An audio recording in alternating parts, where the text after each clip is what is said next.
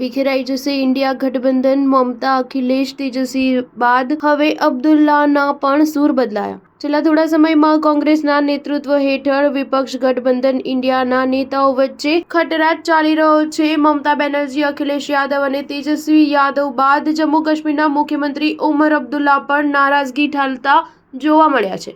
ઉમર અબ્દુલ્લાએ ઇન્ડિયા ગઠબંધનની કામગીરી પર સવાલો ઉઠાવતા આક્ષેપો કર્યા હતા। ઉમર અબ્દુલ્લાએ જણાવ્યું હતું કે દુર્ભાગ્યવશ છેલ્લા કેટલાક સમયથી ઇન્ડિયા ગઠબંધનની કોઈ બેઠક થઈ નથી। તેમના લીડર કોણ રહેશે, આગામી એજન્ડા શું હશે, ગઠબંધન આગળ કેવી રીતે વધશે તેના પર કોઈ ચર્ચા થઈ નથી। અમે એક રહીશું કે નહીં તે અંગે પણ કોઈ સ્પષ્ટતા થઈ નથી। અબ્દુલ્લાએ ઇન્ડિયા ગઠબંધનને સલાહ આપતા કહ્યું છે કે દિલ્હી ચૂંટણી બાદ ગઠબંધનની એક બેઠક થવી જોઈએ। તમામ મુદ્દાઓ પર સ્પષ્ટતા થવી જોઈએ। જો ગઠબંધન માત્ર લોકસભા સુધી જ સીમિત હતું તો ઇન્ડિયા ગઠબંધનનો અંત લાવો।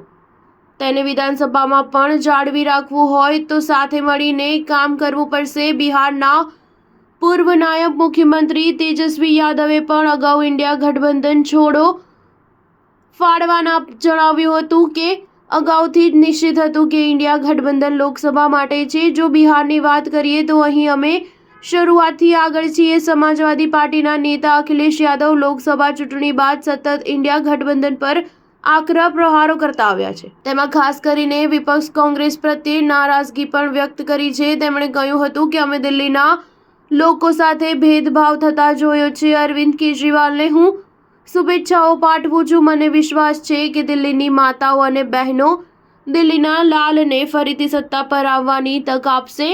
સપા સંપૂર્ણ જવાબદારી સાથે આપ સાથે ઊભી છે। બીજી તરફ આપે ઇન્ડિયા ગઠબંધનની મહત્વની પાર્ટી કોંગ્રેસ સાથે છેડો ફાડ્યો છે। તે વિધાનસભા ચૂંટણીમાં એકલા હાથે ચૂંટણી લડી રહી છે। સ્ટાર ન્યૂઝ 7 હંમેશા સચ્ચાઈની સાથે।